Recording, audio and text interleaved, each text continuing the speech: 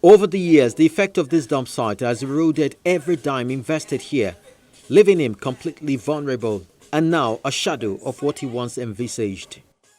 How can we still be having a refuse dump of this magnitude within a community?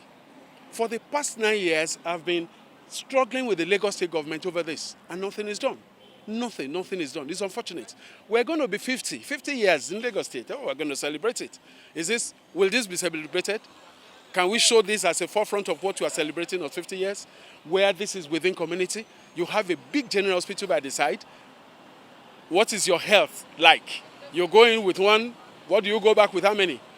You see, we have a lot of snakes here because of this. Wherever you have, like I said, wherever you have rats, the attendant school of snakes are there. So you have rats, you have snakes, you have frogs, you have flies. This is not a condition, it's not acceptable at all. In fact, this must not come out at all. It should not even be something that Lagos State government should allow to come on television at all for the past 9 years. It's unfortunate. It has driven us underground economically. It has driven us underground. One man who, however, was in charge of waste management in the state when this dump site had its founding hits is Olaore Sonya. We sought to know why a city center was ever considered suitable for a dump site. Most of those sites were accidental. They were not designed purposely, they were just out of emergency needs and the convenience as at the time they were located, except for Lushosun site, which was a properly designed site. Because most of the time, for example, the Igando site, yes, there was a family that owned the site, and they used the site, mined the sand from that site. It was a borrow pit.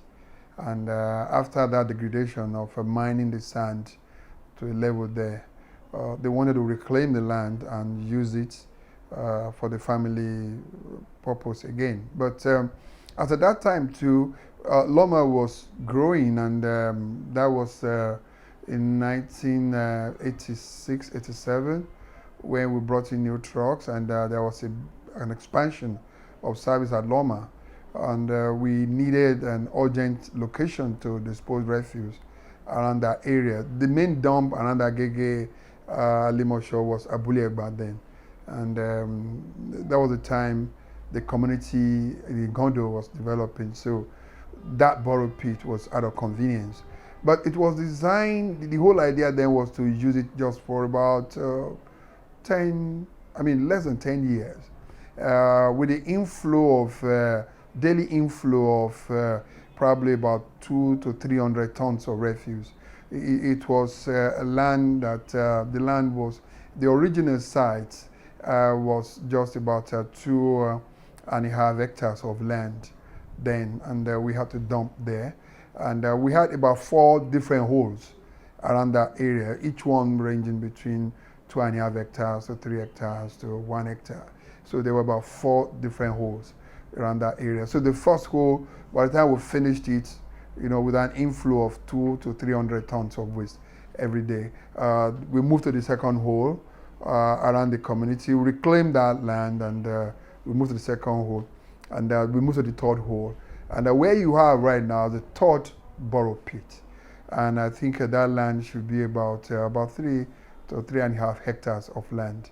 And the whole idea was to reclaim that land within a very short time and move away from the site. If you look at where we have the material recovery facility now, that site was built on the first dump site. So but the impact in that community, yes, there's an adverse impact, inconvenience, foul odor, and traffic, definitely. But by and large, that site should have been shut down by now. Prince, however, throws more light into how that area became a borrow pit. It was plain land, plain wet. It was even these tippers, these granite and stone dust tippers who were using the place because it was abandoned. Just suddenly, I saw a lot of tractors came in one day and they started excavating. I went there with some of my boys. I said, what are you doing here? They said, no, the Lagos State government said they should excavate the land. To do what? Okay, they didn't listen to me, and I don't have to take laws into my hands, so I had to get in touch with the Ministry of Commerce. I couldn't get anything good, anything concrete over it. They couldn't give me any. Of course, when you have hundreds of cranes and everything, caterpillars excavating. What can you do? They used that to fill this road. There was only one road there. My car park was to that road. This road was not in existence at all. There were no houses here. No houses, no this, no petrol station, nothing. In fact, no lights. Lights stopped here in Rosellas. No light at all. This that you are seeing just came.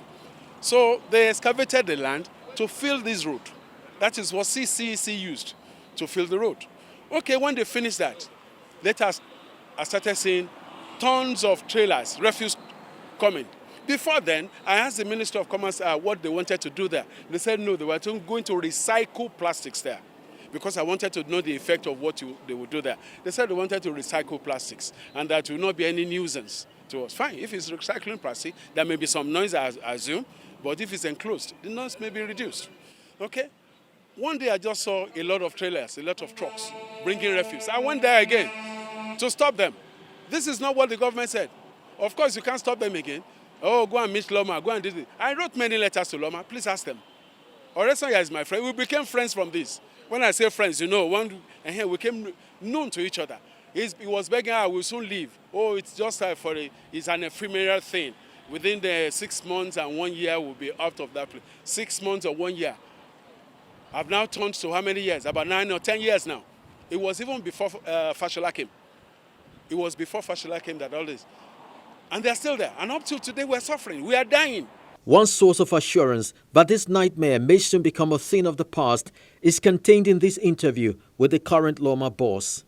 I seriously sympathize with the residents of Igando around the Dumpsite, especially those who have business outfits there, because it's seriously affecting their businesses. I also sympathize with even myself, because I have relations and friends living around there.